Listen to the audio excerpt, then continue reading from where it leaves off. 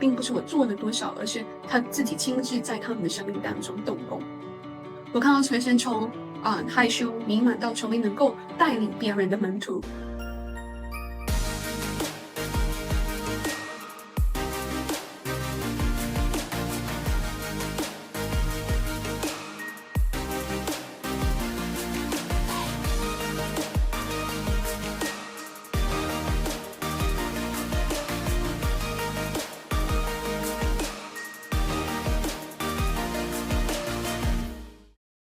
大家好，我是佳音，目前在马来西亚12月卫理学院担任幼儿教育系主任。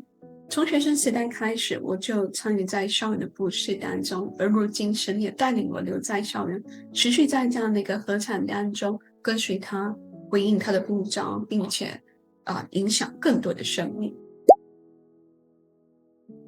很多时候，当我们听到背起十字架的这个词的时候，第一个反应就是很不容易，甚至我们会想说，我信主就好了，不一定要成为主的门徒，因为成为门徒就意味着要放下许多的自己，许多骄傲与坚持。我也一样，一开始觉得这条路有压力，也不容易走，但后来我逐渐明白，十字架并不是沉重的负担，而是荣耀与祝福的记号。因为耶稣基督已经完全牺牲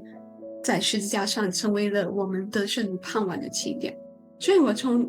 其实我从小是在基督化家庭长大的，但真正与主相遇是在我小学6年级的时候。那时候是因为堂姐的生命的见证，我第一次向主祷告，并且决志祷告，邀请耶稣基督进入我的生命当中。但信主之后，并没有所谓的一帆风顺，反而有许多的怀疑和挣扎。我常常怀疑自己是否是真正重生的正案，也因为成长在律法强调的环境当中，很容易陷入表象或者是某些标准的枷锁当中，忘记了神的恩典。然而神不断的提醒我，他的恶是容易的，他的当指是精神的。背起十字架并不是靠自己去扛，而是与主同行，并且经历到神的同在与更新。我信主的那一年，神也让我有机会接触到宣传道会的这个 LTI training， 就是领袖训练营的这个训练的部分，让我成为我属灵生命当中的扎根的很重要的起点。从学生时代开始，我就活跃在校园服事当中。当我即将毕业的时候，开始转换，就是我的 master 毕业之后，我转换进入职场的时候，其实心里一度有很大的担忧，就是当我不再是学生的时候，我还能持续在我的岗位当中去服事吗？我还能持续接触门徒，开始产生出倍增门徒吗？后来我明白，当神呼召我时，他也会预备一条道路给我，所以他把我放在大学当中，让我成为一名讲师，也让我持续留在校园的合场当中。那我的职场不只是一个工作的地方，更是神托付我的属灵的合场。虽然一开始在忙碌的教学工作之余，我其实仍然持续参与在 reach out team 当中，去带领门徒，陪伴学生，让他们在信仰中持续不断的被扎根、被装备，成为能去影响他人的人。过去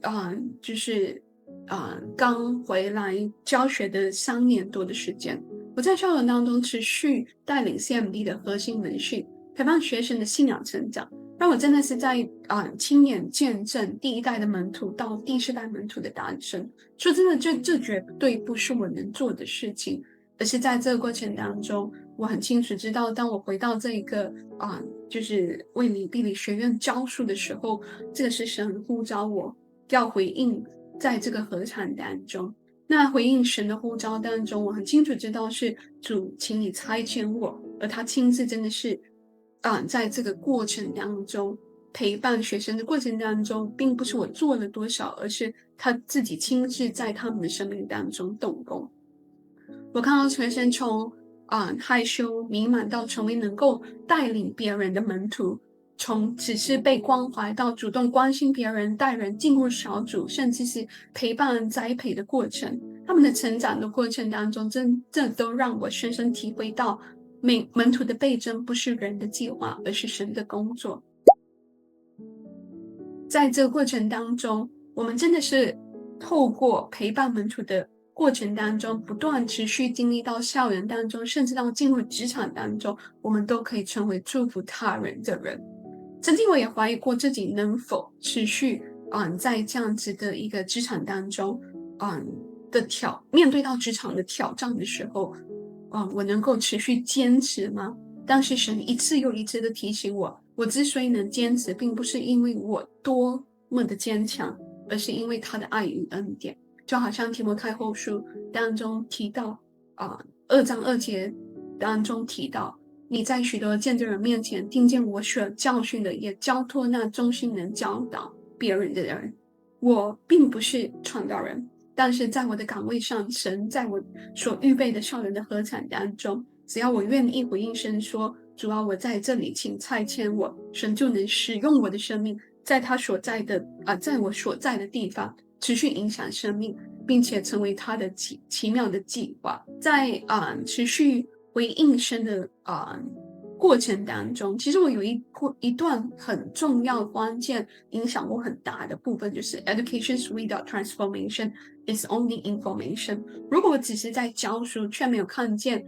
学生的生命的转化，那我只是在传递资讯。但当我把主的心放在我的心中的时候，他也能够透过我的生命，透过教育来成为转化生命的很主要的管道。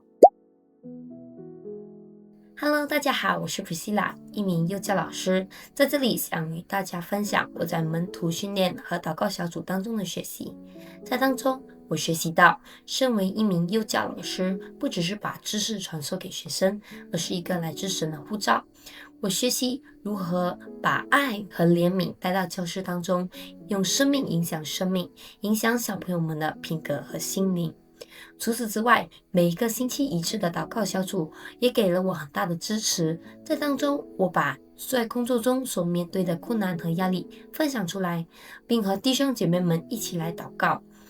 大家也给了我很好的建议，并有效的支持。在大家的陪伴和支持当中，我也感受到了关心和关爱和支持。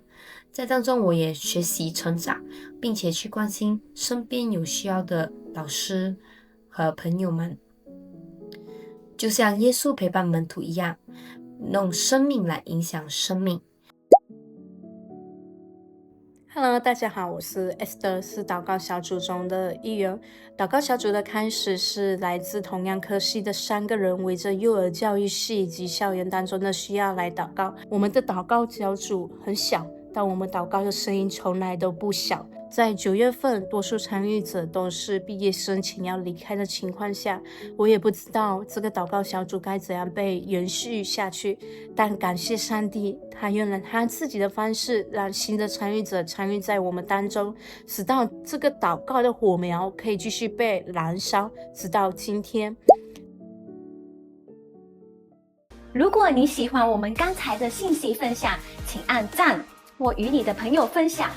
如果你想要查阅更多的内容，请订阅我们的 YouTube 频道，或在这里看回之前的视频。